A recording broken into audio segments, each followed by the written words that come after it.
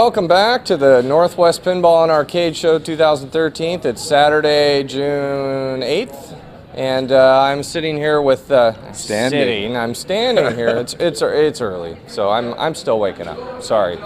So I'm standing here with Mr. David Theil, an audio guru, interactive audio experience extraordinaire, pinball, arcade games, and so in the past you've talked about Q*bert. And we've talked about a lot of pinball machines, and we were discussing Mad Planets, which is an actual arcade game we have here at the show. And I thought we could talk about the audio work you did on that. So feel free to just share an interesting story or some information about working on that game. Well, everything at Gottlieb was pretty much the work. It was the designer creator's first game.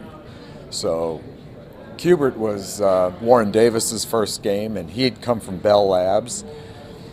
Mad Planets came from a Japanese gentleman named Kan Yamamoto, and he had come from the strangest place from my point of view. He came from Kraft Foods, where he had really been a food scientist trying to create a new cheese food or something. He never really told us what he did there, but he wanted to stop doing that, and he somehow ended up at Gottlieb.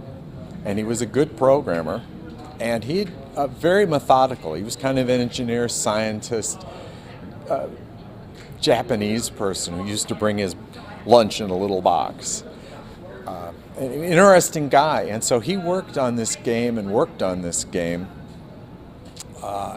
Mad Planets has a very, not scientific, but a very physics-based interaction. I mean, when things are rotating around other things, their behavior is a product of algorithms based on gravity and rotational stuff. It's more like a planetarium attacking you.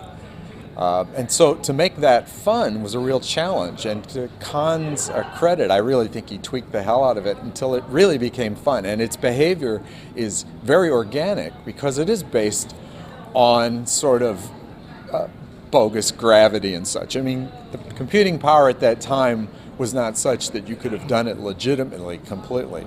But it was based on the notion of real gravitational forces and orbits and stuff. So it was I liked it. It was very novel. It was really cool. And it has found an audience. People have rediscovered it. And there are some real Mad Planet fanatics who like the thing. And so my part, what is it? Well, like any good video game, it's explosions. But in my world in that time, all explosions were the results of writing an algorithm that sounded like an explosion. And the really good, juicy explosion to that date using these techniques had been done by Williams, a guy named Sam Dicker. So So let me ask a question. Okay. So that when you say he did that explosion is like it's just a code. It's just an algorithm. Code. It's a tiny, maybe it's 600 or 700 bytes of code that generate these amazingly long explosions, which if you had stored them, and the way we do it now, had pre-rendered them as, they would be megabytes of storage.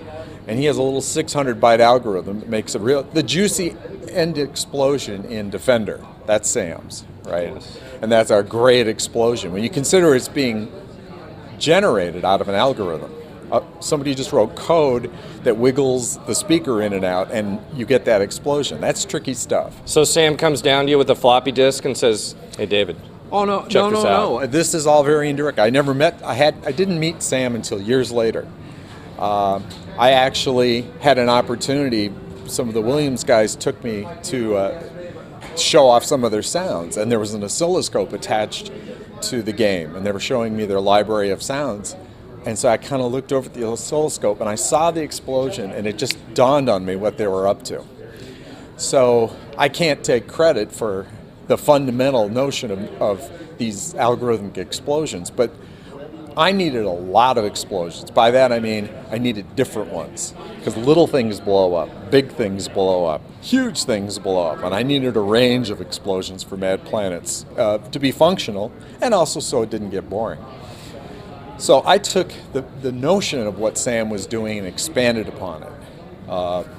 I added 3 or 4 new wrinkles to it that I could generate stuff that just sounded like a jet engine, constant state noise thing. I could make little bitty explosions, crunchy explosions, big earth-ending, planet-exploding explosions. Very cool.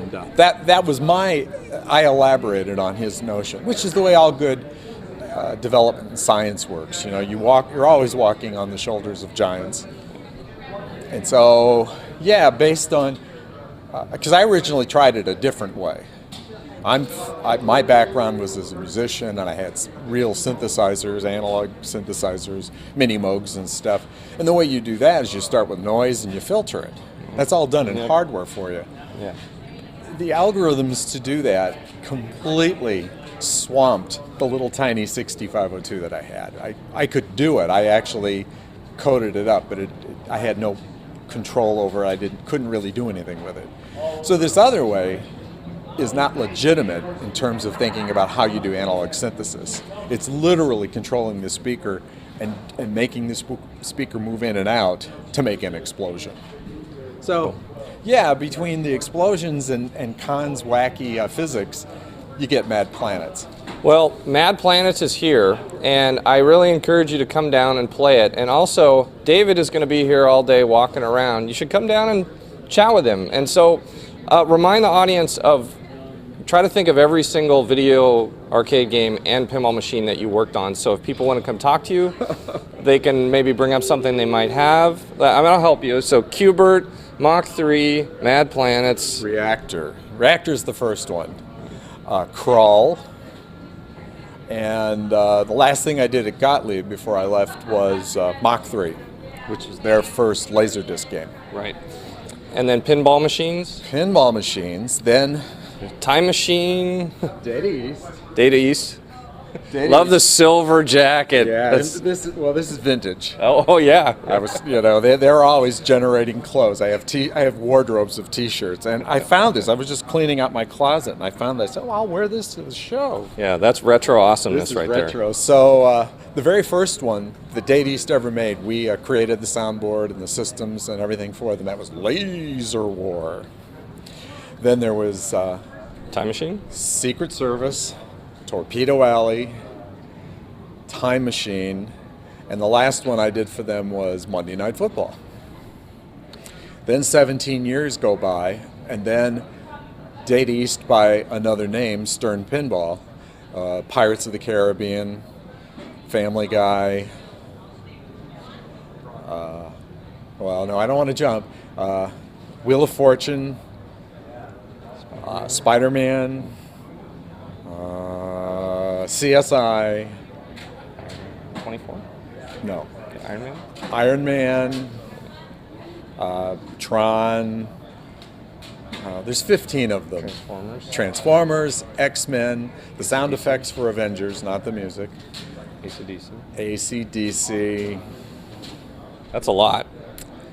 NBA. That's right. There's probably one missing in there somewhere, but yeah, there's been a bunch in the modern era. Oh, Avatar. Avatar, absolutely. Okay, that's a lot of games. So please come down, find David in the silver jacket, and talk to him. You know, I'm sure many of you out there probably have a game in your collection that he worked on. Well, and then if you did home stuff, vintage home stuff, which is not at this show, then there's a whole lot of games there too. So yeah, it's been a